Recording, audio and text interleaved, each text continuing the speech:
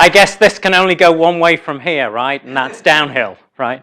So thank you very much. That's a very nice introduction. So I hope I can even get close to living up to that. So I would say at the outset, I try and make matters as interactive as possible. So if I do say something that's kind of ambiguous or you don't understand what I've done or said, then please fire away and ask, right? And if it turns out that I've got through 2 slides after 40 minutes, then I will be very tough with the remaining people who kind of pop up with a question.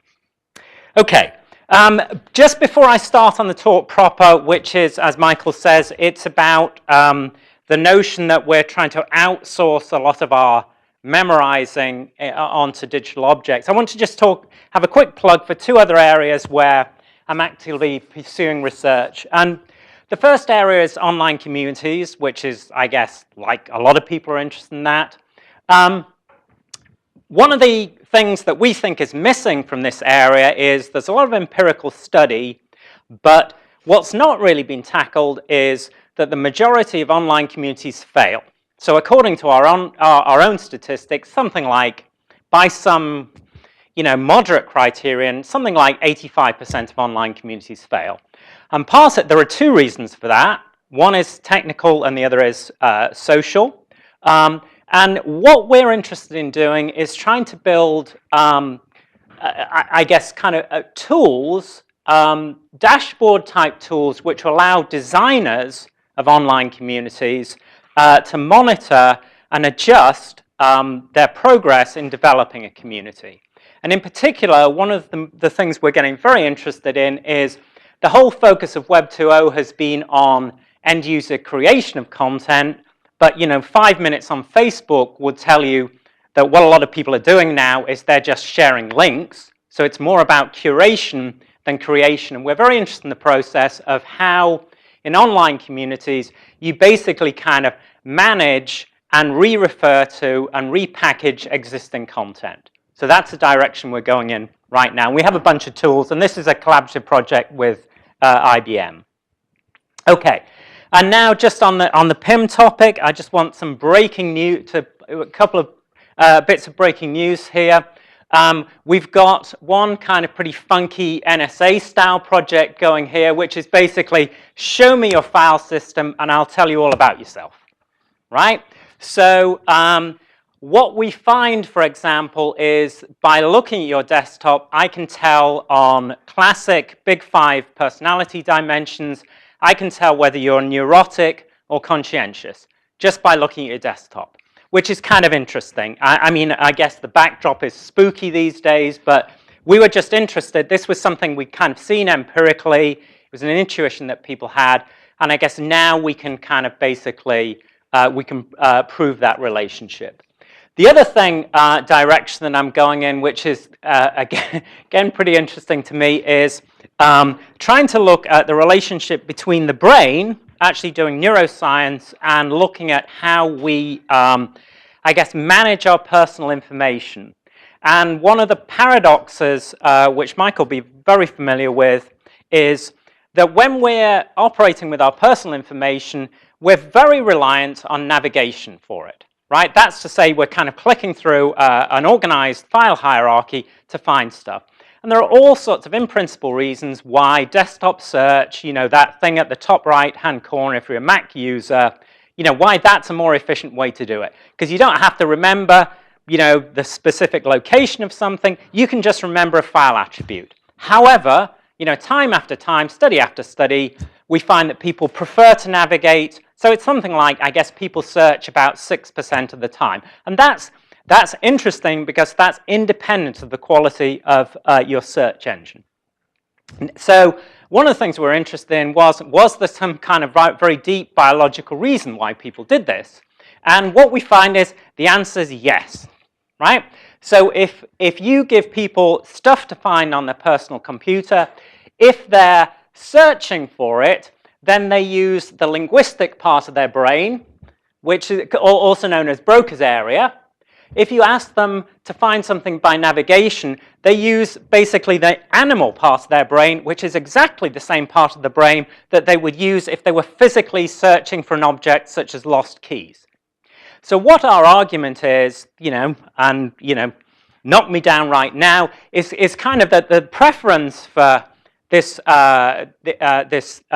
navigational preference reflects a deep-seated way that we actually want to kind of, and a very highly used way, practiced way of accessing information, which is using physical navigation. Even though, of course, if you're looking for stuff in your phone, that's virtual. You're not moving in a real physical environment. Anyway, so that's just kind of a placeholder because I think it's an interesting direction that we can maybe take HCI research. I'm very interested in this bridge to neuroscience. Anyway, anybody any questions about either of those two, the second one, fairly bizarre directions? Okay. So I want to talk today about some work. I guess I've been doing this style of work for about 10 years now, and I want to take you through 3 different stages of this research and 3 different approaches to the idea of, if you like, remembering or reminiscing using digital materials. And what I want to do first is I want to take a very classic CS, technology-inspired approach to memory, which is the lifelogging approach. So how many people here are familiar with lifelogging? Okay, well, the basic idea behind lifelogging is that you try and record everything. And, in these days of the NSA, we're seeing that that's not too weird to be thinking about, right?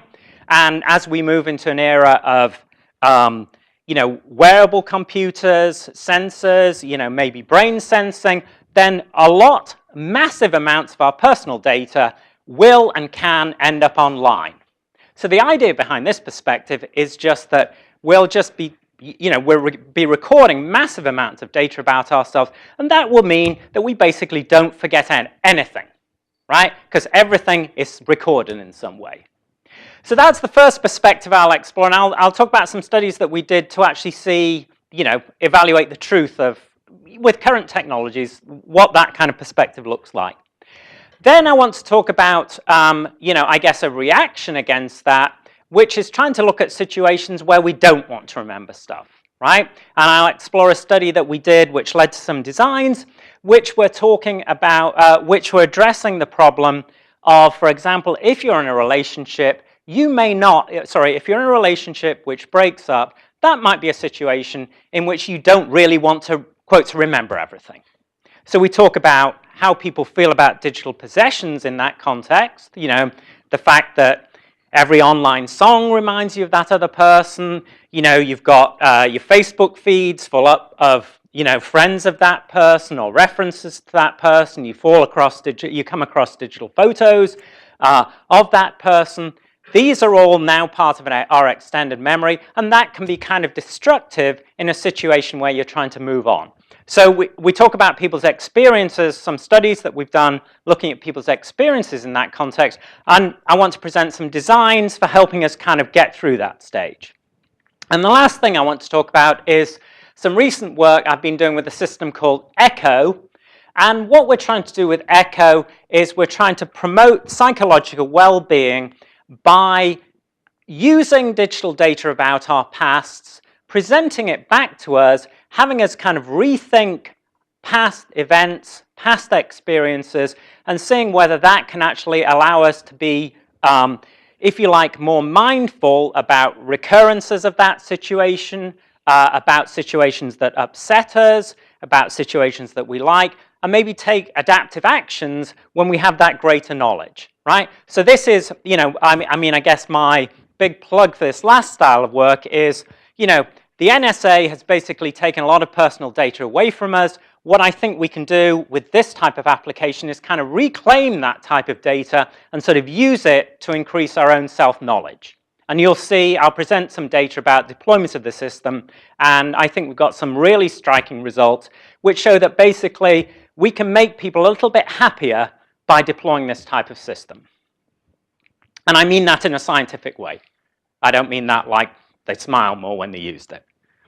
Okay, so yeah, Michael alluded to this. I want to, I guess, talk about you know, different outputs that for this research.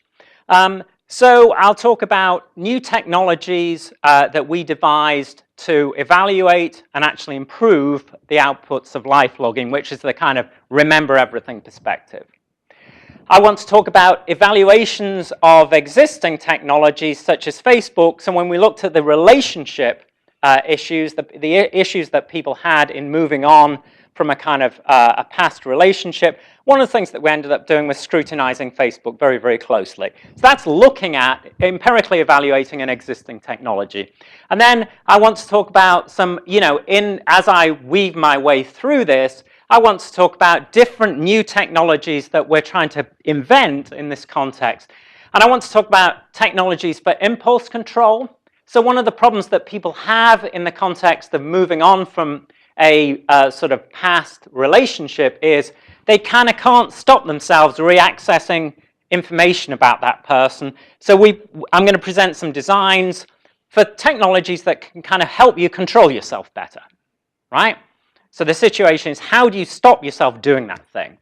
And then I want to talk about, finally I want to talk about this what I call technology-mediated reflection, which is these technologies which allow us to scrutinize and better understand our pasts.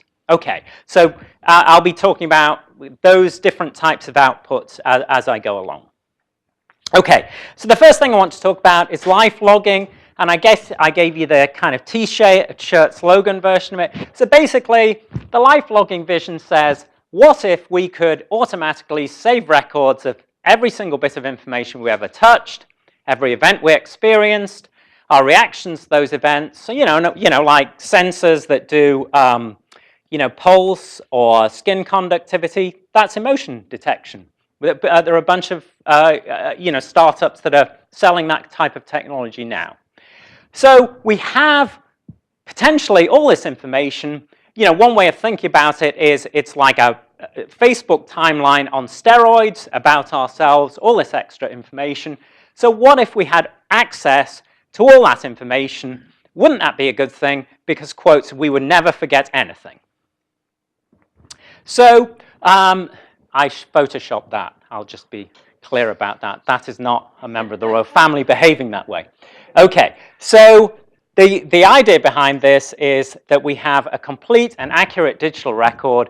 We'll never miss a thing. And the notion is that in some way our wetware, our brains are, you know, they are substandard. They need to be fixed. So what we're going to do is add all this additional data, and then we've solved the problem.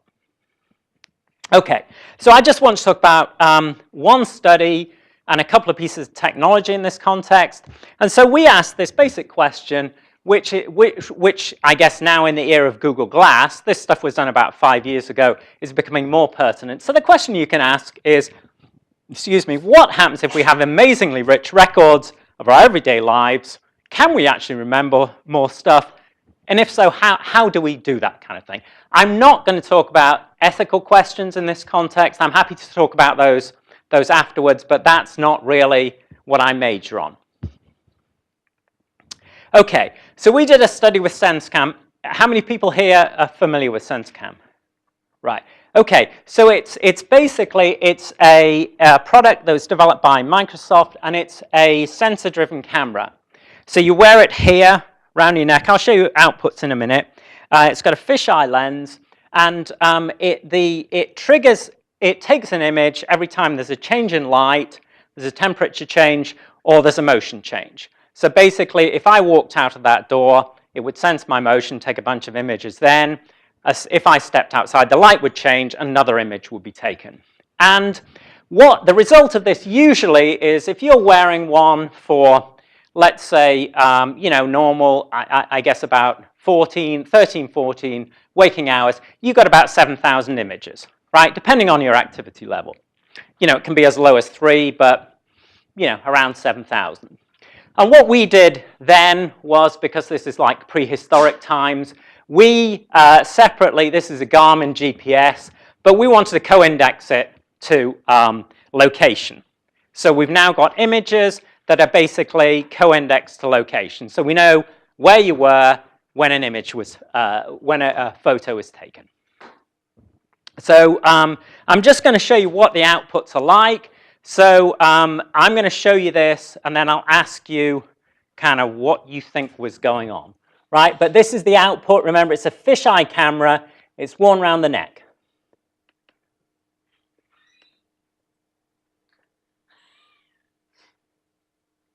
Isn't this cool?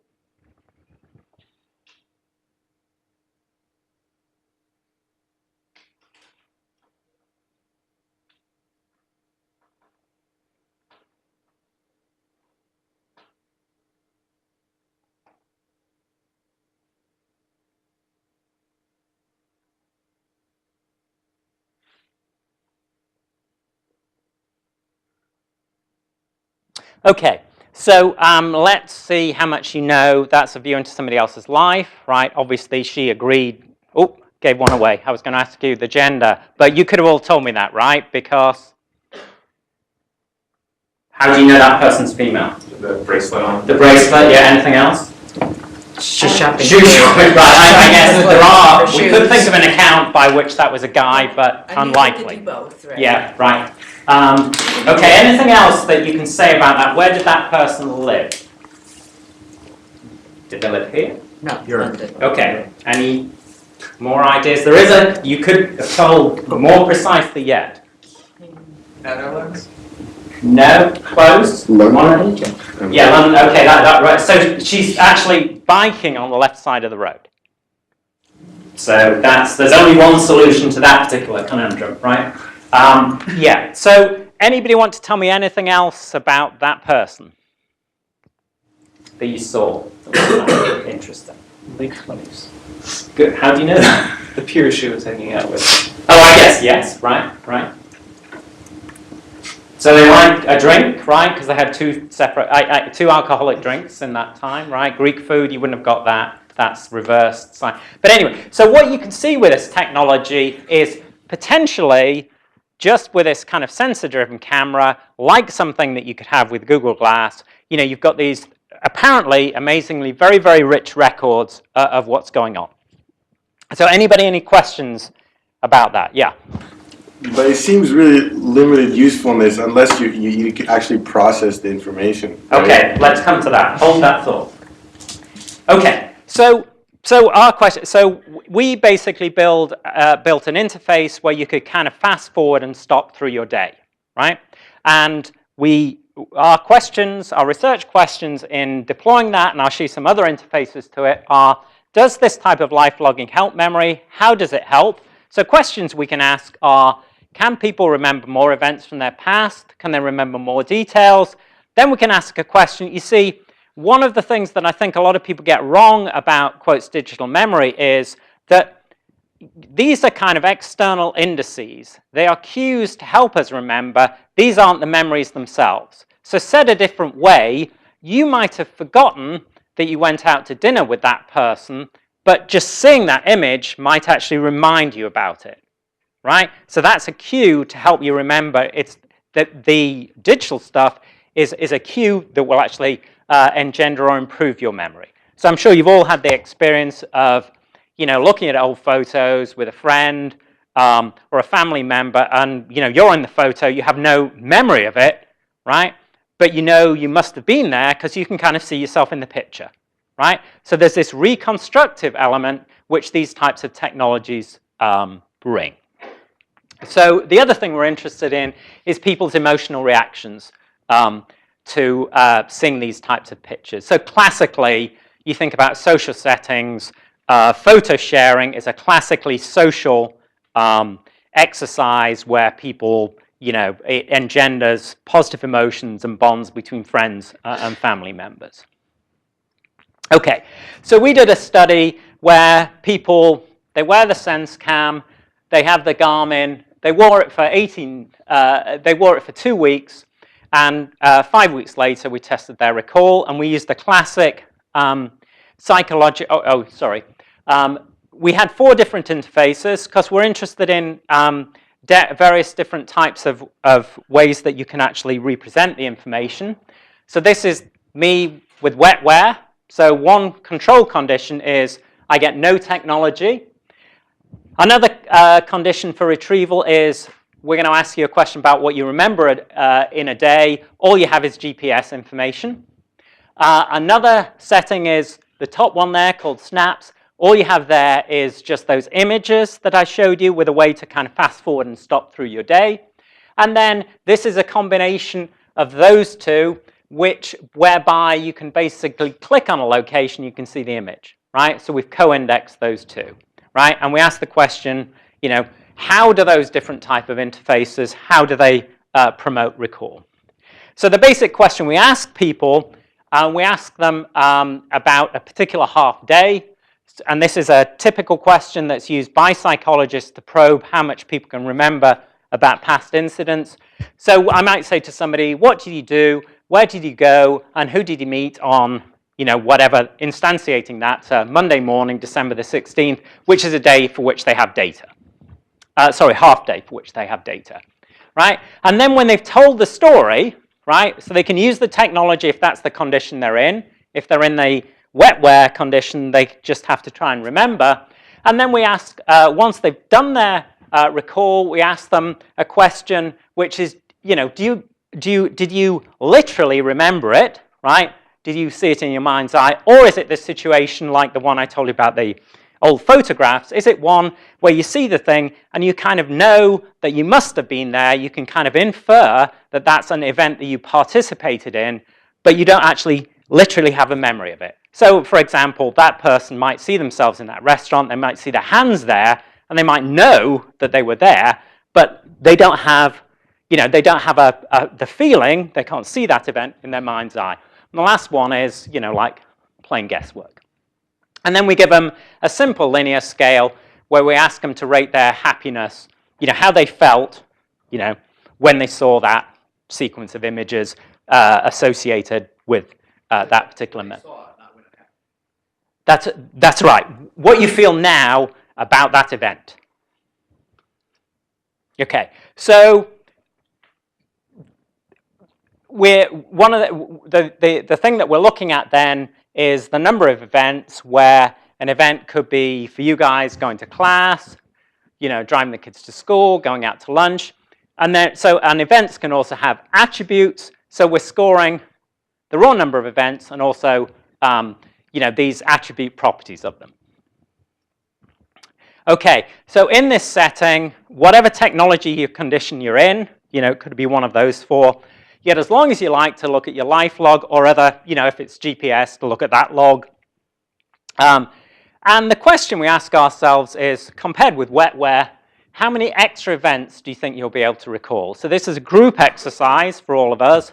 You know, so just think, you know, if the total recall, if life logging, if that intuition is correct, you know, you would think it would be kind of about this order, right? You think about your calendar. Yeah, Terry. Yeah, I'm trying to think about how we'd respond. What do you say, what do you coach them on to be an event? So I could say, I got up in the morning, I put my feet on the floor, I took 3 steps, I walked toward the bathroom, I walked into the bathroom, I opened the toilet. I mean, I could give you 50 events before I got out of the bathroom, if I defined event that way. So we kind of coach them to be the, whoops, gave the game away. Sorry. Whoops. So we give them these types of examples. So it has to be kind of extended. It can't be at this kind of micro level. It has to be something that's extended over minutes. So we give them examples of this, right? And this is what they do in the psychological studies when they're testing autobiographical memory. But I guess looking at my watch is not an example of an event. But going to a meeting might be having a coffee, you know, I don't know, going out for a meal. These are all kind of event types. They're extended over time. They're the kind of things, as I say, that you might calendar, right? I should say that people didn't have I understand logically and philosophically, have we got any, I mean, of course, philosophers are going to kill us for talking this way, but in ordinary language, people respond in kind of the right way. Okay, so this to us was, so this, if you remember, it's asked about a half day. So we were kind of pretty surprised at this, right? So what we're saying is you get like about 3.5 extra events boost per day through using this type of technology, right? So you can remember 3 extra things that you did.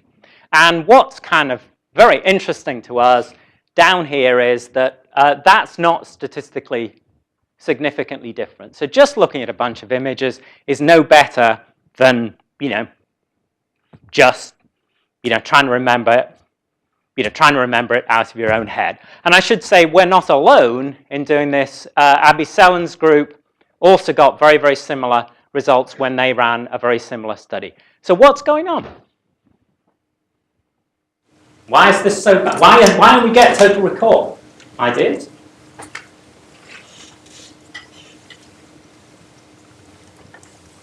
Can you say a little bit more about how they use the technology? So how they would do retrieval in that case? Yeah. So basically, we'd ask. So let's say you've got the full ball of wax, right? So you've got you've got the GPS and you've got the images. So I might ask you that question, and then what people would typically do is they'd kind of fast forward through, as we just did there, and they'd say, oh, okay, I guess that was the day when I left work early, right? And I decided I was going to look, I needed to pick up some shoes, or I thought I'd seen this cute pair of shoes, I thought I'd go and look at them again, and I thought I'd look at those dresses, right? I'd do some clothes shopping before I met X, right? And then, so then they might be flipping in and out, so they might be looking at the map of Cambridge, so they might see themselves kind of traversing inner Cambridge, having cycled, so GPS tells you your mode of transport as well implicitly. So that's the way they use it. Yeah. I'm trying to understand this graph because if I read it the way it looks, it says that given just memory, people remember only one event every 3 days. No. So mean number of events recalled must be something other than what it says. This is averaged across. So that's correct. Your interpretation is absolutely correct. So most of the time when we say to people, if I was to say to you, hey, Terry, what did you do, and I don't put you on the spot, but what were you doing on, February the 26th, assuming that's not your birthday or, your wife's birthday, in the morning? You say, I don't know. If you tell me it's a Tuesday, then I can give you some. Yeah, but, okay, well, we'll come back to that in a sec, because that's positive. Yeah, so anybody else? So building on that, I'm wondering, so even in the best case, people are remembering 1 3/4 events on average. On a half day. Yeah, so that's a half day. Yes, that's a half day. Sorry. Okay. Yeah, so this is the half day results. So Okay. that's why I've multiplied it by. So basically, this is saying on a day, I get 2/3 of it. So I get 2 events every 3 days just from my own. Okay. Right? Yes. Okay. So let's say it's 3.5 events a I day. should obviously rescale this graph. That's causing a lot of confusion. Yeah. Well, sorry. The question was actually, I'm curious what the ground truth is at some level. Right. So I guess we have not followed people around, but I think your calendar is not a bad proxy for, what the best, and it may not be, that may be an undershoot for what your number of events actually is. I guess what I'm trying to figure out is this a third of what we do? Is this 90%? Oh, I see what it said. Yeah. So are we pretty good or are we pretty bad? I think this is not good, and I think it's, yeah. Well, it's certainly compared with the lifelogging vision, so we were expecting like 15 extra, right? And we're just surprised not to see that. Yeah. Sorry, the interpretation might just be we're boring. Oh, okay, no. So this is the question about if you get contemporaneous logging. So I went through my day and logged. Yes. What is the baseline number you would get from that? Yeah, so I think that's a good question. And I'm saying the calendar, we have not done that, but I think the calendar is not a bad proxy, which would basically, so you think, right, my calendar usually, I've got probably about 6 or 7 calendar events, and then I've got family stuff around it, right? So, that's maybe not bad. Yeah. And so how much of this is, I can't tell which day I should Got be it. thinking. Right, good, okay. So we asked people after they'd done all that, right? So this is kind of important to understand because it tells us something about memory as well. Okay, so we asked people about that. We're saying, you know, we didn't say you're absolutely crap, but we said, you know, you seem not to be, you know. So what's going on here? And then the first point is your point, which is like, there's so many images, right? How do I deal with all this stuff, right? And then this other point, which is just everybody, you know, so I always, anything I do, I always do myself first, right? And I was kind of a bit down when I saw how much of my life I'm in front of a bloody computer, right? But I don't know which, you know, so if you were to show, which day is that? I don't know. That's a meeting. I'm meeting, like say I'm meeting Michael. You know, if that's a one-on-one weekly, I don't know which one it is, right? So part of the problem here is, and that's kind of a classic attribute of human memory, is it moves from being very, very highly specific. So you have these one-off events, which is kind of the way that we tend to think about how memory is. But a lot of it's kind of boring stuff. And the way that human memory works is it kind of evolves a script across, it abstracts out. And, you know, if that's a one-on-one, they all elide into each other, right? One faculty meeting, one class is, you know, the first class is exciting, but then they begin to elide. It's an instance of a type, and you don't have a lot of instantiations of different details. And that's the problem that people are running into with it. Okay, so, you know, then we looked at other, so this is attributes. So once you're talking about an event, then, you know, one question we can ask is which of the interfaces help you get kind of more details? And the snaps, you know, for fairly obvious reasons, they help you get more details about an event. So people say things like, I found the SensorCam pictures really useful for those micro events that happened those days. So once you've got the event, you can kind of read out from it, yeah. The snapbacks actually hide some of the photos? Why would people do worse? Good, right, we misdesigned the interface, right? Because you had to key off location to get to image, and I think that we should just have had those kind of be simultaneous, right? So I think that's a piece of misdesign, but well spotted, yeah.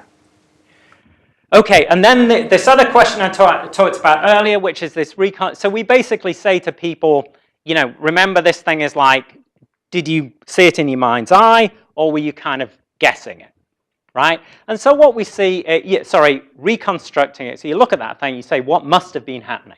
Right? And so what you see is with these location-based technologies, people are doing more of this kind of inferencing. So they're saying, where was I? Oh, I'm going to kind of work out what I was doing, right? You know, so this is this interesting, cool one, which is about kind of speed of travel.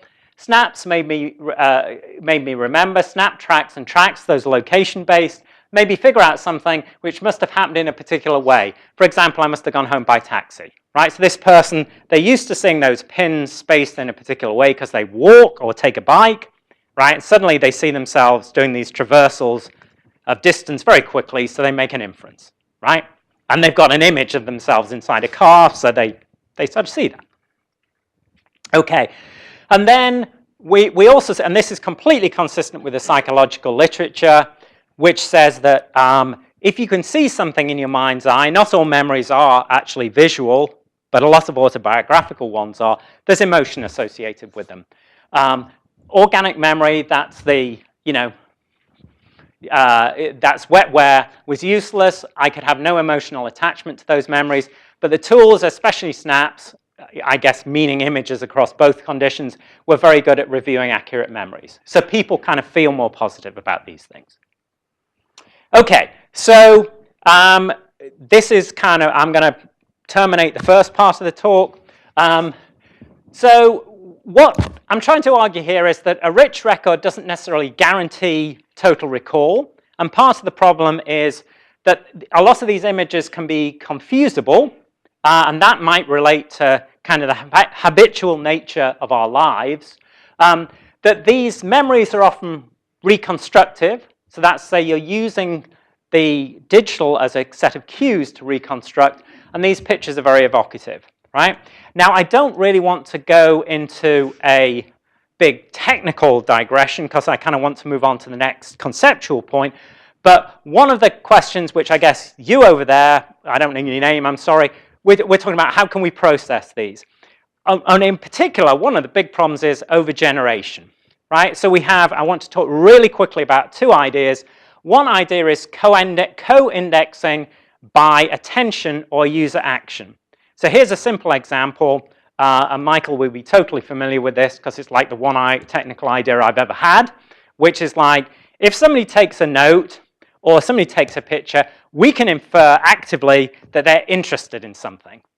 So what if we could co-index those actions onto, that stream of pictures, then we could infer that those things were kind of more important.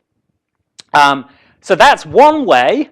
So that's kind of co-indexing, say, off sensors. And then the other way, which we actually built a couple of systems to do, was if somebody repeatedly accesses the same image, we're going to infer it's important, right? Just because they've looked at it multiple times. So one of the systems we built basically used this idea, and we use it in two sensors. So basically, frequently retrieved and popular pictures, we use those as cues to import, and you're, Michael, totally familiar with this, right? This kind of crowdsourcing, so it's like individual crowds. So if I access an image multiple times, I'm going to infer that's more important, and in our UI, it grows, right? So this is like manga style, it grows. The more you access it, the bigger it looks, and the more salient it's supposed to be, right? But also we can crowdsource that, and we built a kind of lecture deployment, which you're seeing here, which is across a class, right? If multiple people access the same image across a class like this, if we had this type of technology deployed in this type of class, then these more popular images would be seen as kind of more important in that context. So those are two ways to kind of get ourselves out of this trap of overgeneration. It's to try and use people's actions as indicators or proxies for importance. Okay, so I now want to kind of revisit this idea about kind of fixing memory, right? So the life-logging vision, it basically says, memory's broken, here comes technology to the rescue. Well, what if we tried to take a slightly different perspective, right? So instead of trying to fix organic memory by recording everything, what if we tried to emulate in some ways? Okay, so I'll give you a quick, tiny tour of how human autobiographical memory works in practice. So these are some of the arguments. One argument is that forgetting is adaptive, right? So simple example, when you go out to the car park looking for your car, you don't want to remember every single instance of when you ever parked that car. Be kind of nice if you forgot all the previous ones, right? So that's a simple example. So that's one argument about adaptivity of forgetting. There's also something called positivity bias, which says, and I'll show you the data on this in a second, that one of the things that we as people do is we forget negative or upsetting things. Okay, so, quick kind of whiz through memory and emotion, right? So there's a lot of, so you can ask people about their past using a variety of different methods. You can ask them to journal, you can ask them to talk about big salient events from their past, whatever you want to do. There's a repeated result, which is people remember twice as many positive as negative events, right? And I guess neutral comes in about 30%. So that's one thing that people do, right? The second thing, really interesting result, is this thing called the fading affect bias, right? And I've tried to depict it here. So if something happens to us and we think about it again, generally the affect that we have that's associated with that drops. So here's a highly positive event, right? The ones in yellow, we rethink it, it drops over time. So, you just won the lottery, you think about it again, you're not going to be as positive as that first moment when that thing happened, right? So that's the fading affect bit. Now the bias bit. Here are negative events, right? Negative events fade much more quickly, right? Faster regression to the mean than positive events. So what does this mean? It means that if something really bad happens to you, then you kind of get over it more quickly than if something really good happens to you and that starts slowly attenuating, right? So general emotional strength drops, the negative drops faster, right? And I'm going to talk about that a bit more with our system later. The other thing, which is kind of cute, is this thing called the rosy view, which is that we tend to kind of edit out the negative, right? So there's these really cool studies where they do things like they ask people about vacations, right?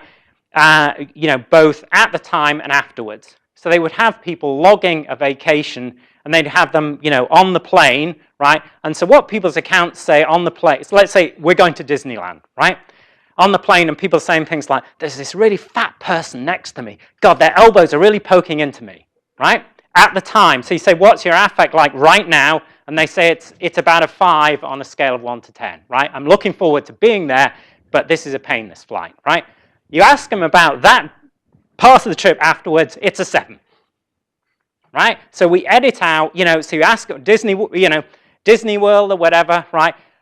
You look at their logs, they're not, at the time they're talking about, oh my God, look at these lines, right? I can't believe that, 1,000 people are waiting for Pirates of the Caribbean, right? And then you ask them about, how they felt a month or 2 later, fantastic, right? So that's one thing, so this is another way that we're basically self-editing. So we edit out, the negative or annoying details. Okay, so now what we wanted to do is we want to take these kind of ideas into a context, into the digital context, because it starts to get a little bit different in the digital context, because what we have in the digital context is kind of like it's veridical, right? So if you go onto Facebook and you say, God, X is really pissing me off, right? And you look at that 3 weeks later, it's not suddenly got to being, gosh, what a good friend X is, right? Which is what human memory might say, because it's right there, right? So you've kind of logged it. Okay, so we're interested in exploring this because this is a situation where we may not want perfect recall. Okay, so very quickly on breakup and memory. So the things that we tend to remember are aligned with our self-concept, right? Those are the things we remember best. One of the problems with breakup is, your relationship is kind of very much part of your identity. What people tend to do in a relationship breakup situation is they kind of redefine themselves, and then there's a problem because their new self isn't triggering the right set of memories.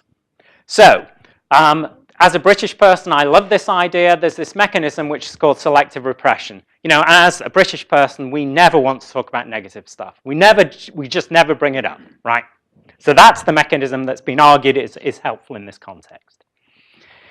Okay, so the idea behind this study is to try and understand a situation where people may, quotes, want to forget, and then what we want to do is we want to think about designs that might follow from understanding that situation well.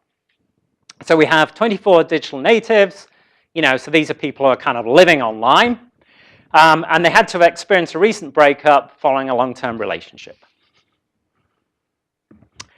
Okay, so here are some of the problems with digital records, which, you guys will be just totally familiar with, right?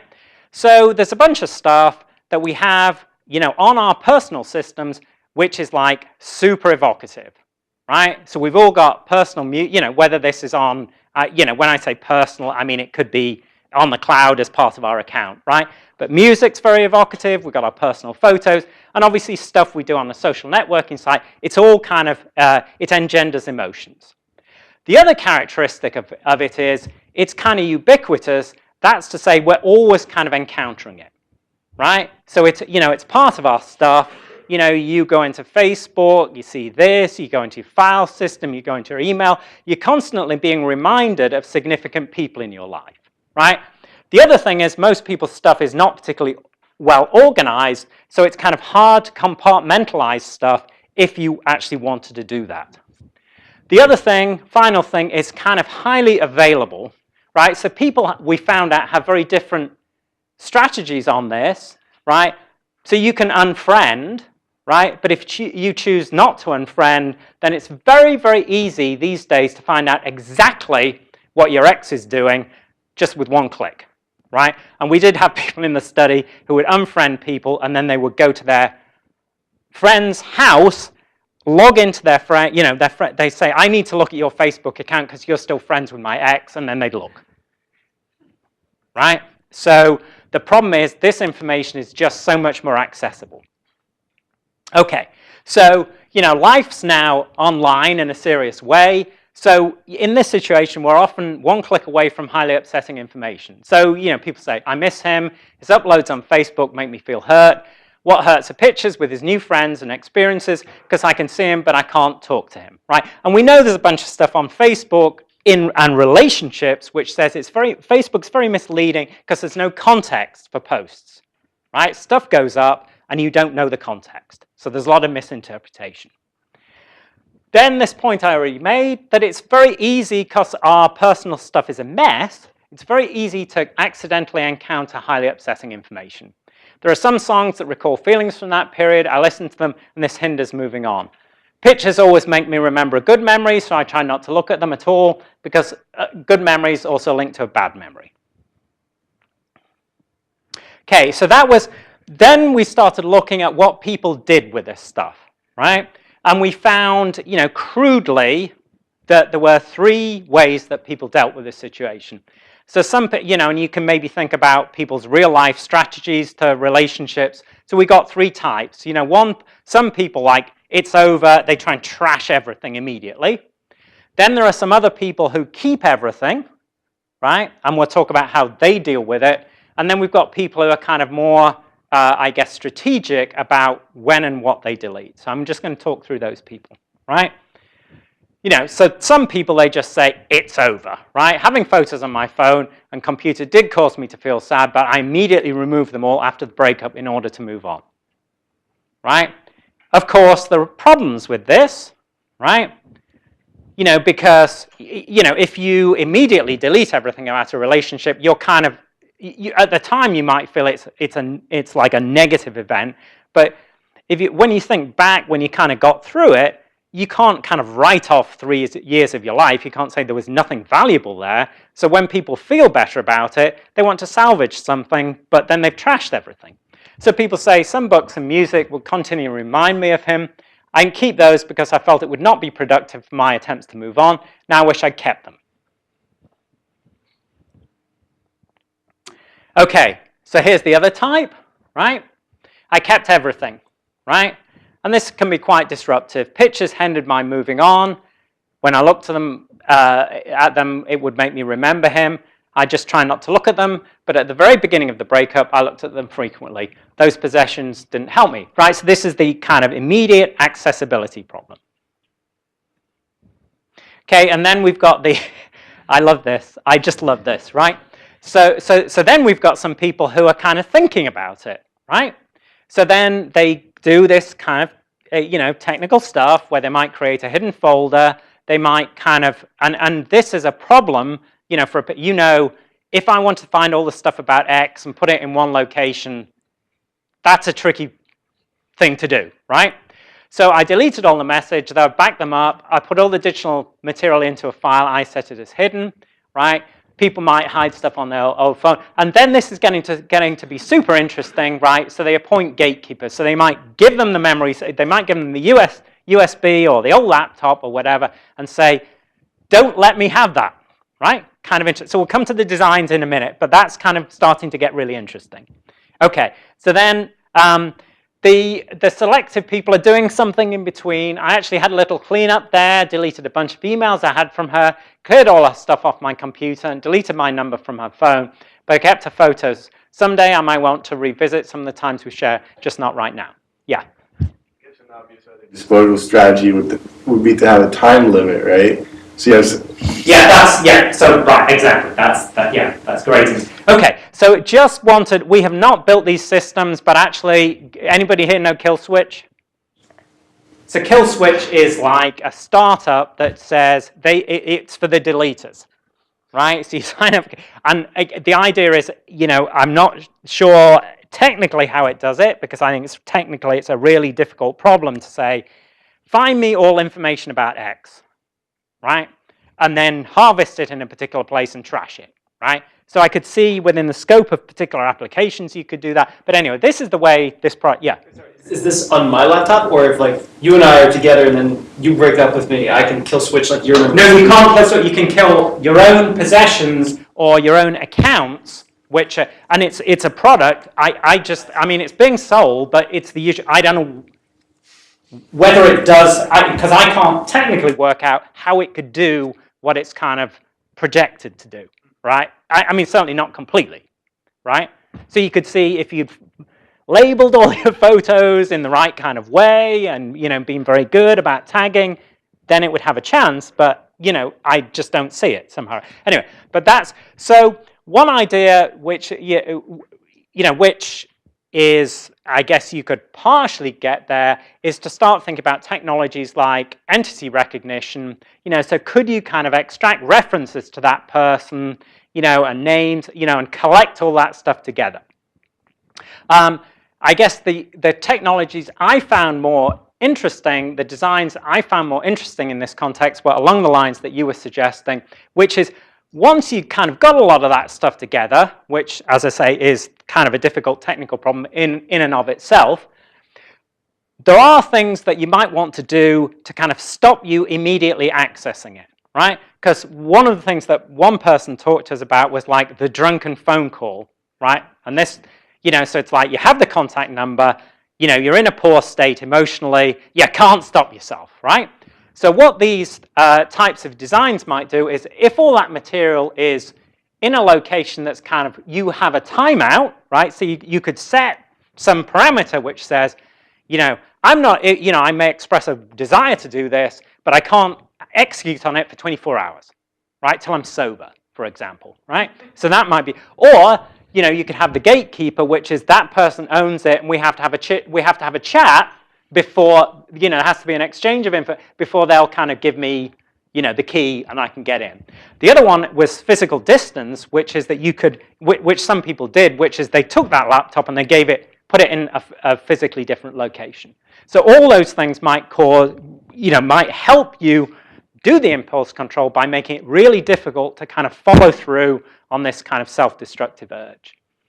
And then there's these other things which we didn't really see.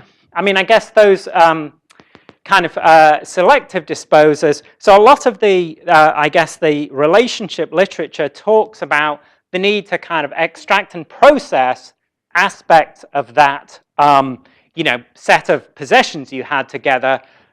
So we, you know, we're interested in technologies that would actually allow you, for example, to, you know, make some kind of album or something, you know, but to creatively process that, because that's meant to be very healing. Okay, so those are not built, you know, but they are design ideas that we're really interested in exploring. Okay, so any questions about that? By the way, this went viral on the internet. I had so many, you know, like people, I guess, people want to know Facebook's really bad for us, so yeah. To link it to another project, like, you know, if you can keep that closed or locked, that file, I mean, locked for a couple of times, and you can, like, link it to lose your weight, something like that. That reminds me, right, yeah. UNICEF, they have a project, like, if you can, every day you can keep your phone, like, on the table for 10 minutes, then UNICEF will donate, I think, $1 or something to. That's great. Yeah. So you could get that sort of, I guess, and there's the reverse, you know, if you can, you know, if you don't stay off that, I give $50 to the Republican Party. That, you know, you can have them work both ways, right? Okay, and then this was an idea that so this is in the spirit of kind of actively physically processing this stuff.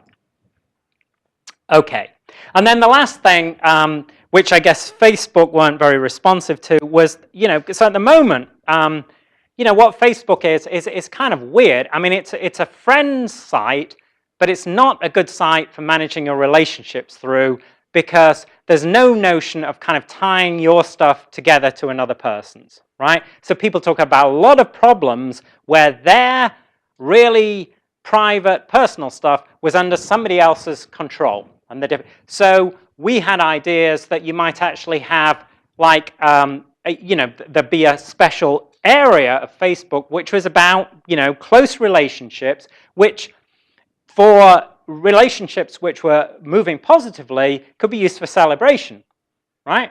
And then if things did go wrong, then you could have something that was closer to the kind of kill switch facility, but basically you wouldn't have this problem of kind of managing your relationship through all these different kind of proxy type links, complex proxy type links.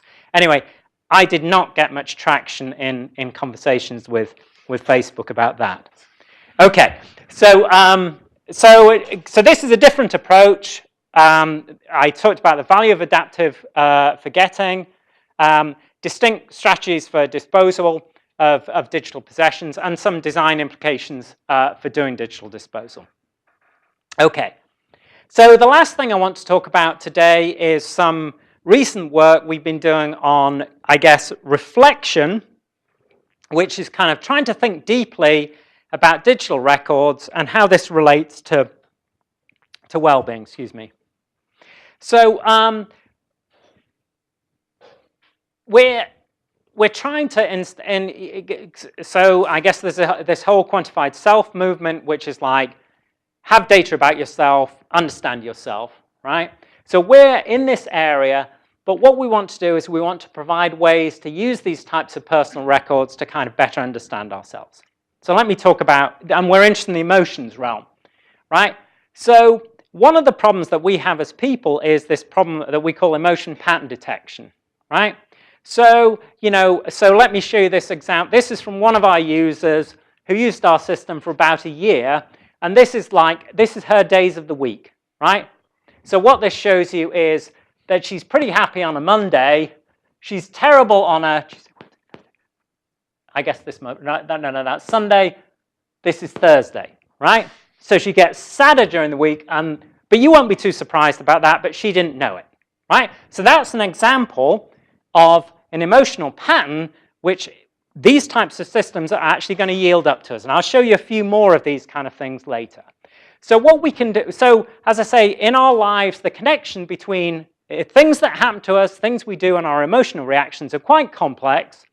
If we can kind of record and kind of externalize and visualize those connections, we can better understand ourselves, and we can kind of proceed adaptively. So if we like things, we can seek them out. If we don't like things, you know, we can seek to avoid them. And I'm going to talk, what we found really interesting about the deployment of this system is that people are actually using it for kind of behavior change, which is they were using it to monitor things they were doing that made them kind of unhappy, and using the system to actually change those behaviors. Okay, so what I've shifted to now talking about is not just remembering stuff, but reconstruct. And I want to really quickly talk about some, I think, fascinating research on emotional writing, which is us talking about and reprocessing our past. So I guess you know this, right? Isn't this just fascinating? Okay, so what Pennebaker does is he has people journal, say you're really upset about something, right? What he has people do is repeatedly write about that event, right? And this is the kind of thing that happens, right? So there's now over 200 studies with this kind of reflection on your negative past.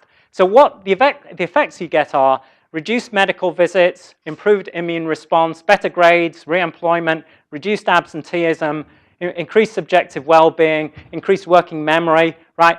And the argument behind this is that what this type of exercise allows people to do is to distance themselves from negative events, but also to see themselves as a kind of hero in their own narrative in which they've accomplished, they've got past some very negative past event. So they say, you know, some terrible stuff has happened to me, but I feel good about that event now, because that's what happens if you repeatedly write about it. And so I feel good about it now. Therefore, I'm some person who can cope with past negative events. Now, I told you about 10 minutes ago that one of the things our memories do is edit out negative events, so they're not doing anything fantastic, we aren't doing, but this is how people feel. They take a positive message from this situation, which is, I'm feeling much better about it now, therefore I'm resilient. Okay, and also you can get the same kind of benefits, but a bit reduced. So if you think about positive things that have happened to you, so this is like the, sharing photos, experience. You look at family photos, you share stuff on Facebook. Generally, if it's a social event, you feel better. And there's a bunch of literature, not as strong events as with the negative past, but still good effects. Okay, so we wanted to explore these ideas with a system because we think Pennebaker, this type of thing can be done much better with a system, right? Because if you've got a mobile app that you can kind of log events on and rewrite about, so you can log them at the time. That's really how you felt, right? Also, we can have the system actively present those back to you. So in the Pennebaker style, you have to kind of get your paper log out. You have to make sure you find a time in the day to kind of go back and write about that past negative event. What our system does is it presents them back to you, both positive and negative, and asks you about how you're thinking about them now. So it's pretty easy for you to log things that are happening to you, I guess more veridically, because you log them, and I guess now there's no particular, people are using their phones all the time, right? So it's not like, what's that person doing? They could be texting, right? The fact they happen to be logging their life is, yeah. Information on how much logging is natural to people? Because you asked them to log a lot of information. But at what point did that become laborious or? I think we have about 16% of people are quite happy to do this, and I would say are kind of active journalists, right? So we don't have to pay them anything. A lot of the study, we give people like a, 20 to, depending on their, $20 to $50 incentive to be. So it's a lot of work, but we wanted to make sure that we could see the effects of it, right? So I think the whole question about where compliance with all health applications is a big one. This one I'd say about 16% of people are doing it naturally.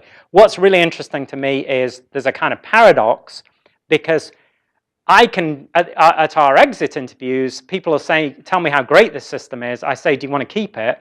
They say yes, and then I get back in touch 4 months later.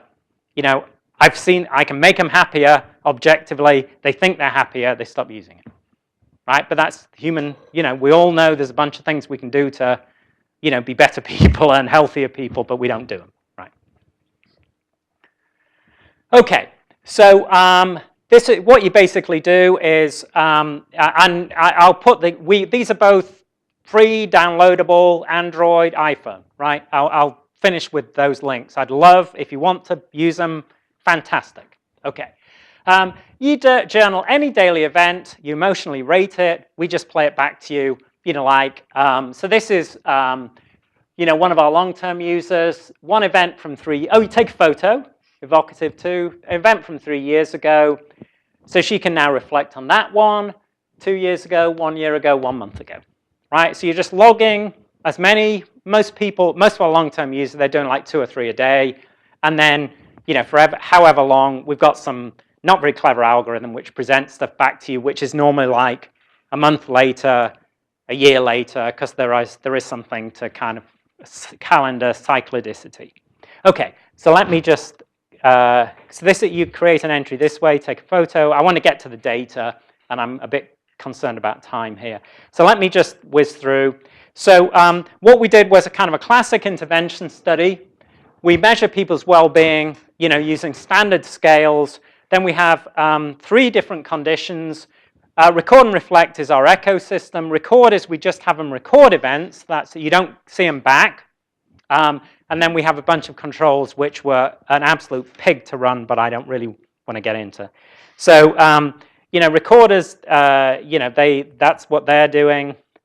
Reflectors, they see the events multiple times. Everybody understand that difference? Okay.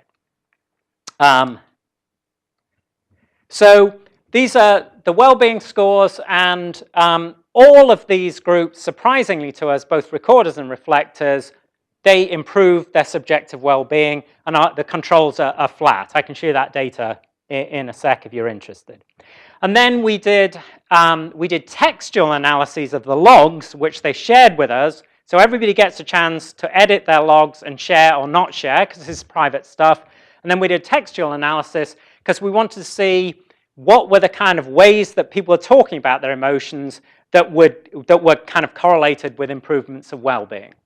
And what we saw was that people are just recording, they're using the system very differently from the people who are reflecting. You know, so people are recording, they're talking about relationships, reflectors are talking about actions, and they're often future directed. So I'll give you a couple of examples of that. You know, so recorders analyze their life, especially their relationships. The reflectors report on their activities, but later drew lessons when they had perspective, both from positive and negative events. So I'm not going to dwell on that. This is, you know, this is one person just reflecting on her attitudes to men, and, you know, I guess these are eternal gender issues. Okay, so so this is how you can kind of use the study to kind of reflect on emotional habits. I'm kind of getting worried about my assignment because there's some questions items on there that I don't know how to do or answer. I'm afraid I won't get full credit. So she's got a 6. She's not amazingly happy about it, right? You know, I'm starting to realize that so long as we do a decent job on the assignments, we get full credit, so I don't feel like I should stress so much. So she's thinking about that past event. Although her score hasn't increased, she's getting happier about it. Or, I mean, in her text, she's getting happier. Here's another one. This person's really unhappy. I should say that a 1 is the unhappiest you could be. My boyfriend's not texting me often enough. Frowny. I really wish he would text me more often. Right? And then, I'm sorry you can't read this probably. I guess I'm not that angry. I'm sure I can at times be that crazy girlfriend who texts too much and is overbearing, so I'm sure he can get annoyed too. Right? So I guess I elided this, but she's gone up to about a 5 here. So she's thought about her past behavior and kind of got happier about it. So this is the way that they're using the system a lot of the time. Okay, so I'm not going to have time. I just want to make sure. So this is learning from positive. So one question that we had, you know, was we're actually messing with memory here. So the point I made at the outset was, you know, what people are now seeing is actually how they felt, warts and all, about past events, but you know, so what the technology is showing us is what we actually thought at the time, but nevertheless, we're still getting these positive effects. So even though you can see literally how you felt at the time, right? So this is not edited memory like we usually get, but you still get these well-being effects. So I just wanted to really quickly finish up with this long-term stuff, which to me is really interesting. So we show people visualizations. So we show people like days of the week, and then we ask them, you know, did you know that you had this cycle throughout the days of the week? We can show them like moving window through their emotions, right? So this person's kind of getting happier throughout the study. She got a new job here, right? So we say to people, you know, well, what can you tell from that kind of visualization? So she told that, you know, people are interested in maxima and minima in these situations, right? So what led to that increase? They want to think about these types of events, and obviously having these types of records gives them insight into things that were happening in their lives. This one is not the greatest visualization. I'm not a visualization person, as you probably knew, right? But this shows the redemption narrative. So what we do here is we take all the negative events and we show their gradient, right? And so what a, you know, I guess a positive gradient shows is that you started sad about something and you got happier. And what you'll see is there's only one exception in this person's data where something started happier and got sadder, right? So you can show them that kind of thing, and they, you know, you explain it to them, and then they start drawing these inferences about their own resilience, right? Which is bad things happen, I tend to feel happier about them subsequently. Okay, so just want to finish, you know, so what people say about the system at the exit interviews, it gives you a window onto what you're feeling, it gives insight in order to change. Both from a positive perspective, if something makes me happy, I'll do it again. Negative, Echo gave me a snapshot of meltdown moments. I could look at those and see that those things weren't normal. It forced me to confront my reactions and myself. I learned from it. when I saw one of those memories, I saw that I needed therapy. And this is true. This person actually went and sought professional help as a result of using our system. Recording it, putting it down, thinking that that's not the way I want to be. Okay, so I'm just going to skip through. We've got a lot more. I just want to finish up, just to leave a bit of time. So, life logging doesn't totally fix fallible memory. That's what I tried to show you at the outset. There are arguments that we can learn from these ideas that memory is adaptive, get some interesting designs looking at contexts where people want to forget. And then what I want to argue is that I think there's some real opportunities with well-being and mental health to be using these kind of really lightweight logging type applications to kind of understand ourselves and our past a little better. And I think it's good in this context, you know, as an antidote to NSA, where everybody's afraid of, you know, like masses of data, to say, you know, there are contexts in which where we have and own and appropriate this data, we can use it to help ourselves. Okay, thank you very much.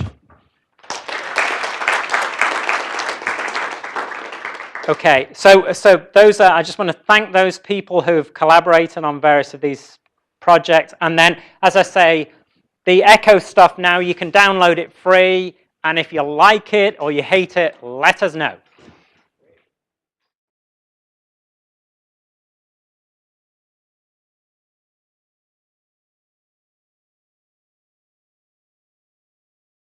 Very, very closely. So that's looking at empirically evaluating an existing technology.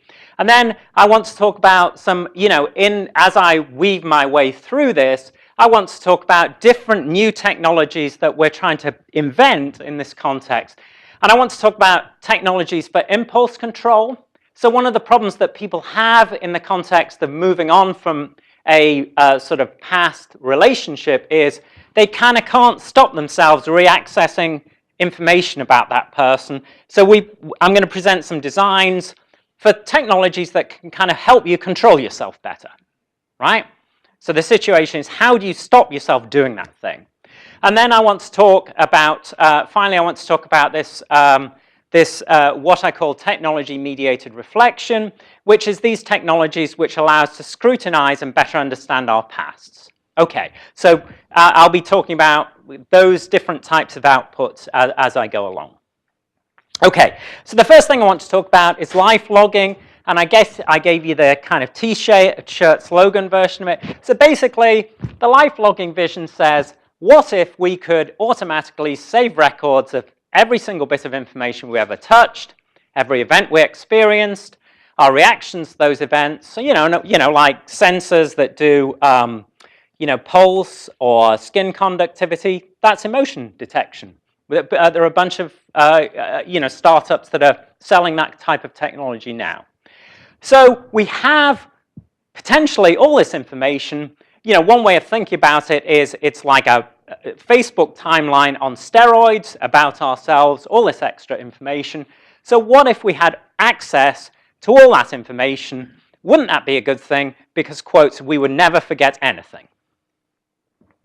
So I photoshopped that. I'll just be clear about that. That is not a member of the royal family behaving that way. Okay, so the idea behind this is that we have a complete and accurate digital record. We'll never miss a thing. And the notion is that in some way our wetware, our brains are, you know, they are substandard. They need to be fixed. So what we're going to do is add all this additional data, and then we've solved the problem. Okay, so I just want to talk about one study and a couple of pieces of technology in this context. And so we asked this basic question, which I guess now in the era of Google Glass, this stuff was done about 5 years ago, is becoming more pertinent. So that might be a situation in which you don't really want to, quote, to remember everything. So we talk about how people feel about digital possessions in that context, you know, the fact that every online song reminds you of that other person. You know, you've got your Facebook feeds full up of, you know, friends of that person or references to that person. You come across digital photos of that person. These are all now part of our extended memory, and that can be kind of destructive in a situation where you're trying to move on. So we talk about people's experiences, some studies that we've done looking at people's experiences in that context, and I want to present some designs for helping us kind of get through that stage. And the last thing I want to talk about is some recent work I've been doing with a system called ECHO. And what we're trying to do with ECHO is we're trying to promote psychological well-being by using digital data about our pasts, presenting it back to us, having us kind of rethink past events, past experiences, and seeing whether that can actually allow us to be, if you like, more mindful about recurrences of that situation, about situations that upset us, about situations that we like, and maybe take adaptive actions when we have that greater knowledge, right? So this is, you know, I mean, I guess my big plug for this last style of work is, you know, the NSA has basically taken a lot of personal data away from us. What I think we can do with this type of application is kind of reclaim that type of data and sort of use it to increase our own self-knowledge. And you'll see, I'll present some data about deployment of the system, and I think we've got some really striking results which show that basically we can make people a little bit happier by deploying this type of system. And I mean that in a scientific way. I don't mean that like they smile more when they used it. Okay, so yeah, Michael alluded to this. I want to, I guess, talk about you know, different outputs that for this research. So I'll talk about new technologies that we devised to evaluate and actually improve the outputs of lifelogging, which is the kind of remember everything perspective. I want to talk about evaluations of existing technologies such as Facebook. So when we looked at the relationship issues, the issues that people had in moving on from a kind of a past relationship, one of the things that we ended up doing was scrutinizing Facebook.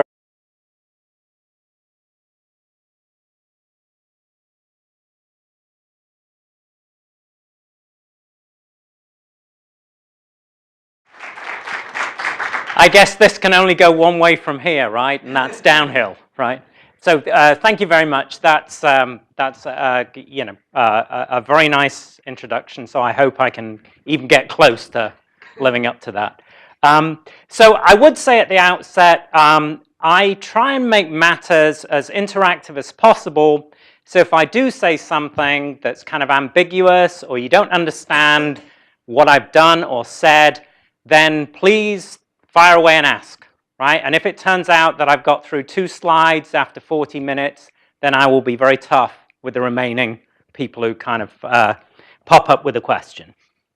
Okay, just before I start on the talk proper, which is, as Michael says, it's about the notion that we're trying to outsource a lot of our memorizing onto digital objects. I want to just have a quick plug for 2 other areas where I'm actively pursuing research. And the first area is online communities, which is, I guess, like a lot of people are interested in that.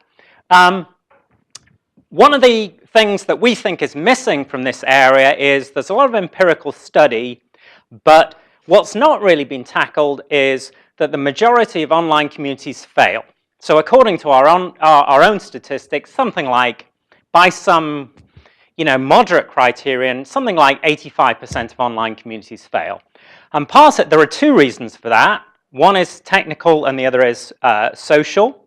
And what we're interested in doing is trying to build, I guess, kind of tools, dashboard type tools, which allow designers of online communities to monitor and adjust their progress in developing a community. And in particular, one of the things we're getting very interested in is the whole focus of Web 2.0 has been on end-user creation of content, but 5 minutes on Facebook would tell you that what a lot of people are doing now is they're just sharing links. So it's more about curation than creation. And we're very interested in the process of how, in online communities, you basically kind of manage and re-refer to and repackage existing content. So that's the direction we're going in right now. We have a bunch of tools, and this is a collaborative project with IBM. Okay, and now just on the PIM topic, I just want some breaking news, a couple of bits of breaking news here. We've got one kind of pretty funky NSA style project going here, which is basically show me your file system and I'll tell you all about yourself, right? So what we find, for example, is by looking at your desktop, I can tell on classic Big Five personality dimensions, I can tell whether you're neurotic or conscientious just by looking at your desktop, which is kind of interesting. I mean, I guess the backdrop is spooky these days, but we were just interested. This was something we'd kind of seen empirically. It was an intuition that people had, and I guess now we can kind of basically, prove that relationship. The other thing, direction that I'm going in, which is, again, pretty interesting to me, is trying to look at the relationship between the brain, actually doing neuroscience, and looking at how we, I guess, manage our personal information. And one of the paradoxes, which Mike will be very familiar with, is that when we're operating with our personal information, we're very reliant on navigation for it. Right? That's to say we're kind of clicking through an organized file hierarchy to find stuff. And there are all sorts of in-principle reasons why desktop search, you know, that thing at the top right-hand corner if you're a Mac user, you know, why that's a more efficient way to do it. Because you don't have to remember, you know, the specific location of something. You can just remember a file attribute. However, you know, time after time, study after study, we find that people prefer to navigate. So it's something like, I guess, people search about 6% of the time. And that's interesting because that's independent of the quality of your search engine. So one of the things we're interested in was there some kind of very deep biological reason why people did this? And what we find is the answer is yes, right? So if you give people stuff to find on their personal computer, if they're searching for it, then they use the linguistic part of their brain, which is also known as Broca's area. If you ask them to find something by navigation, they use basically the animal part of their brain, which is exactly the same part of the brain that they would use if they were physically searching for an object such as lost keys.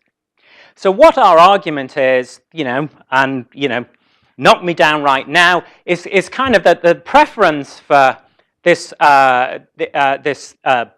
navigational preference reflects a deep-seated way that we actually want to kind of, and a very highly used way, practiced way of accessing information, which is using physical navigation. Even though, of course, if you're looking for stuff in your phone, that's virtual now. You're not moving in a real physical environment. Anyway, so that's just kind of a placeholder because I think it's an interesting direction that we can maybe take HCI research is. I'm very interested in this bridge to neuroscience. Anyway, anybody any questions about either of those two, the second one, fairly bizarre directions? Okay.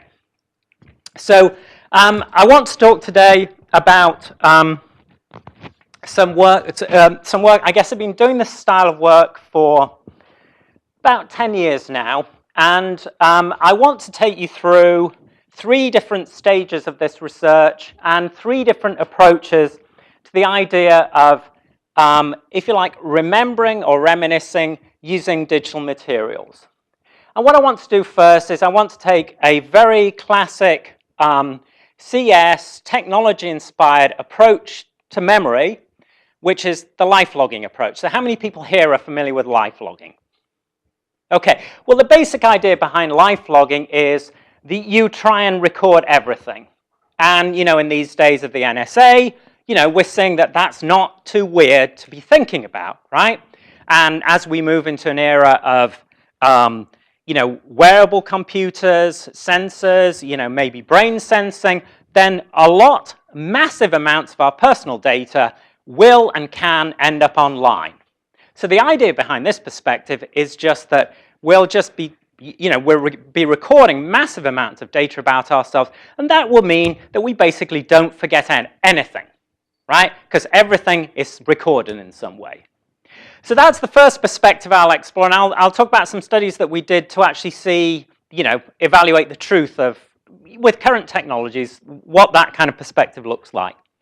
Then I want to talk about, you know, I guess a reaction against that, which is trying to look at situations where we don't want to remember stuff, right? And I'll explore a study that we did which led to some designs which were talking about, which were addressing the problem of, for example, if you're in a relationship, you may not, sorry, if you're in a relationship which breaks up,